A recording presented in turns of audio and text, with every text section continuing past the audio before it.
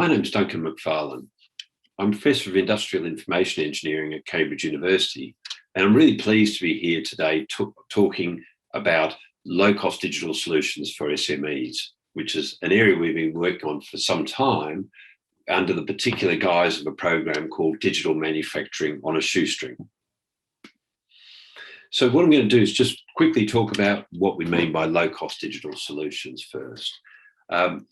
So if you went back 4 or 5 years to the middle of the 2010s, there were a number of initiatives in the digital space, digital manufacturing space, in fact, that were coming from all different parts of the globe. So the one we hear a lot about, obviously, is Industry 4, which emerged out of Germany at that time. But there were also a number in the US and in Asia. And really, I think all told, there's probably 50 to 100 initiatives, but some of the big ones like the Industrial Internet Consortium or Korean Smart Factory, all were looking at different aspects of ways in which digital technologies and solutions can be used within manufacturing. Some common threads with most of those initiatives is that they, for example, took a strategic approach. Often they were driven by, have been driven by technology. They have had to deal with the challenges of having existing legacy systems in place.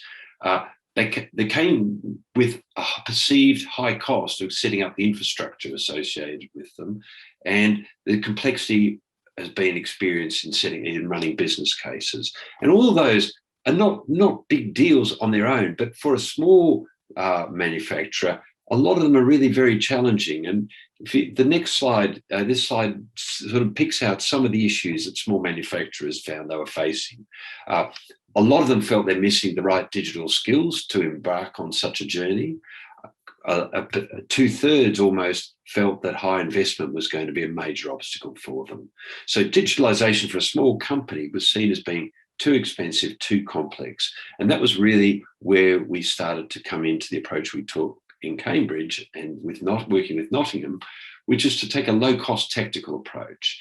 And particularly what we wanted to focus on was one-off, individual, low-cost solutions that addressed a tactical need for an organisation. And it was from this that the shoestring approach evolved. So what I'm going to talk about now is the specifics within the shoestring program. So before I start, to answer the question that most people often ask first, is where did the shoestring bit come from? Well, it came from those travel guides that those are old enough to know, which I am. The guides that were available in the 80s, 70s, and 90s. Traveling on a shoestring meant doing it at low cost, but having good fun, probably simple fun, I would say. And so that's where the idea for using shoestring in this context came from, to apply to simple low-cost digital solutions for SMEs. And you can see some of the solutions around the outside, which are demonstrators and pilots we've developed here. For example, on the left is a simple 3D printer to which we retrofitted some vibration sensing, a vibration sensing system for under £100 to improve its production quality. So the digital manufacturing on a shoestring program came out of this idea, and with an additional element that we recognised at the time, there were a lot of low-cost digital technologies starting to emerge in the non-industrial domain. For example, Wi-Fi cameras, voice activation, very low-cost microcomputers, cloud-based analytics services. So we wanted to take those off-the-shelf technologies and to cheaply and simply embed them into a solution that would address some of the issues that SMEs had either on their shop floor, in their back office, or perhaps in their interface with their suppliers. To do that, we gathered together a consortium, and you see on this slide just some of the partners that have been involved with the program since it began in late 2018. 3 classes of organisations. On the right, end users, companies that we've worked with on developing requirements and trial pilot solutions. On the right, solution providers that are working with us on ways to build solutions. And then in the middle, a really important group, because when you're trying to reach upward of 100 to 300,000 SMEs. You can't do that alone. So we've been working with a lot of industry and regional associations as our conduit to access small and medium-sized manufacturers around the UK. And to begin with, we ran a series of what we call requirements workshops. And we ran these with a large number of companies, small manufacturers around the UK, and some of the solution providers as well, but predominantly end users of in the manufacturing space. And the whole idea of these requirements workshops was to get a better grip on the needs of companies. And we've spoke to over 300, so not 100,000, but we did begin to get a real sense of what the needs of small companies might be. And that led to us to develop what we call a digital solution catalogue.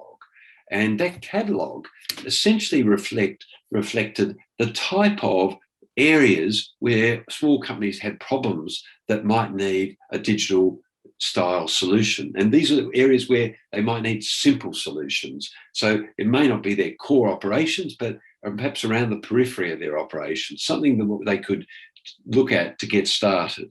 So that catalogue actually very quickly tailed out to be about 59 solution areas. And we've just published that this month. And it applies to all parts of the small manufacturing business and clustered around different aspects of sensing, particularly, and data analysis, but also around decision support and actuation. And interestingly, even from that quite small number of solutions, and our hope is that this is representative of the larger SME base, we found that actually very quickly there were a top 15 emerged, and they're the sort of things you see on the right-hand side. Very simple things like a real-time tracking of internal jobs or a digitised work instruction, something you might expect small companies to have, but a lot of them don't, and partly because the cost is too prohibitive for them. So what we found is that in that top 15 list, actually about 99% of all companies we've talked to so far would like to have one of that top 15. And in fact, if you reduce it down to the top 5, about 87% of companies will select one of those top 5. So that really encouraged us to think that if we could produce solutions that address some of these common requirements for small manufacturers, then we could actually find applications that apply to lots of them. So based on that understanding, we began to build what we call a vision for how low-cost, simple digital solutions could be developed for small manufacturers. And this is a schematic of the approach we've taken. And in a nutshell, what we've looked at is trying to come up with a method that allows us to not only build solutions, but to reuse any aspect of those solutions in future solutions. So we take these off-the-shelf technologies and embed them in what we call building blocks, jigsaw pieces, if you like, with standard interfaces. And we found very quickly that some of those building blocks, so for example, you can see a camera in a blue jigsaw piece, we'd call that an image capture building block, or a Raspberry Pi as an example of a microcomputer building block, a microcomputing building block. We found those building blocks commonly combined into one of 10 to 12 common collections. We call those collections service modules. And these service modules are what we use to build the basic simple solutions like the part tracking or the digital job cards or the equipment monitoring solutions that I mentioned in that priority list a moment ago. So we're defining standardized blocks that can be plugged together and reused again to form a solution. So one of the things we've been doing is to try to make this solution building approach as simple as possible, because although we're aiming to provide exemplar solutions, our real aim is that the small or medium-sized manufacturer would actually be able to ultimately build their own solutions using the platforms we're developing.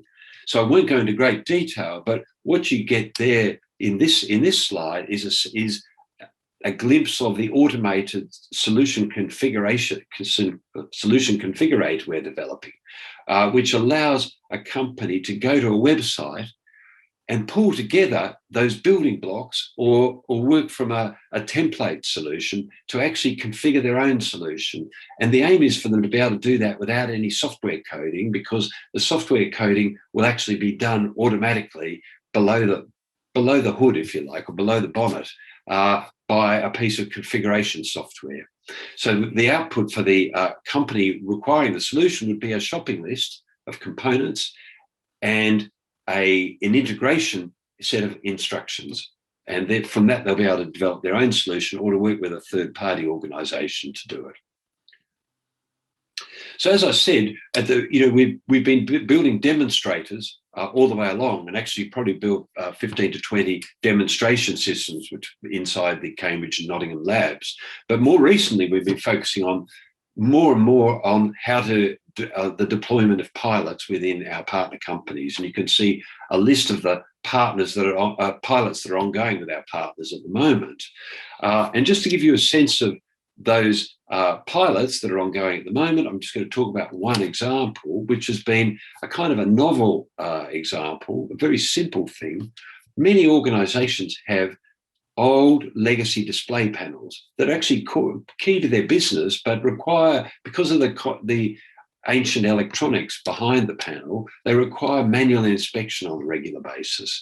So the approach we took here to help with that type of issue was to actually say, well, could we point a camera at these display panels and use image processing to digitally extract the information available from the display panel, whether it's a light being on or off, or the position of a dial, or reading a meter, or reading a digital display.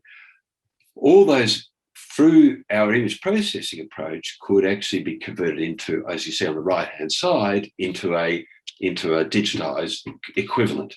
I'm just going to show you a short video that gives an idea of that.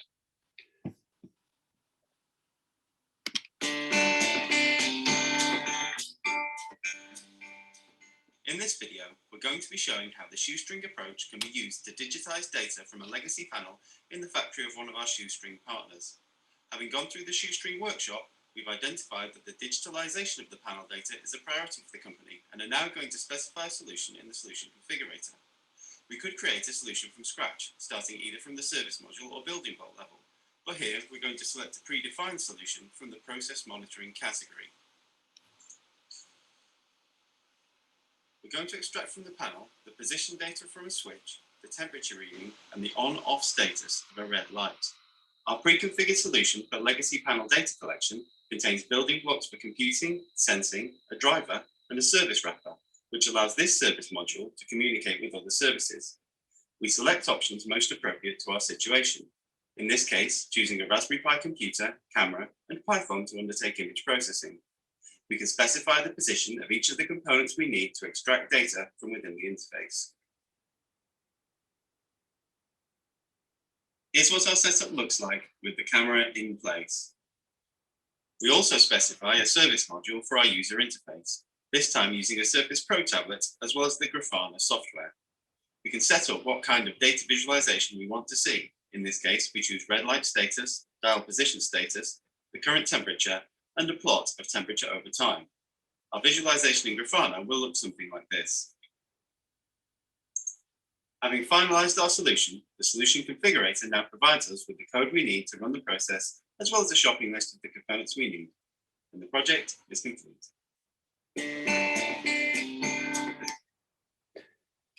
So just to wrap, that gives you just an idea of the type of solutions we're developing. And we're currently in a phase of moving out of the research project into hopefully into the development of a foundation that will actually support the rollout of these types of solutions across different regions in the UK. But just to conclude, some conclusions around small companies and digitalisation from our experiences. Firstly, in small companies, we found significant enthusiasm for digitalisation, just a limited amount of time and money available. And many companies would like to take a toe in the water approach, just to give it a try and then perhaps consider bigger things later on.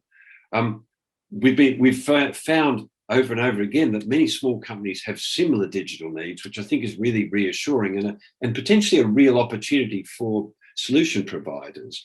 The final comment, there's a really, the interest from a small company point of view is on problems and solution areas, not on new technologies. So is our main finding. So if we can focus on the problems and the needs, digitalization is a real key to future success. Thank you very much.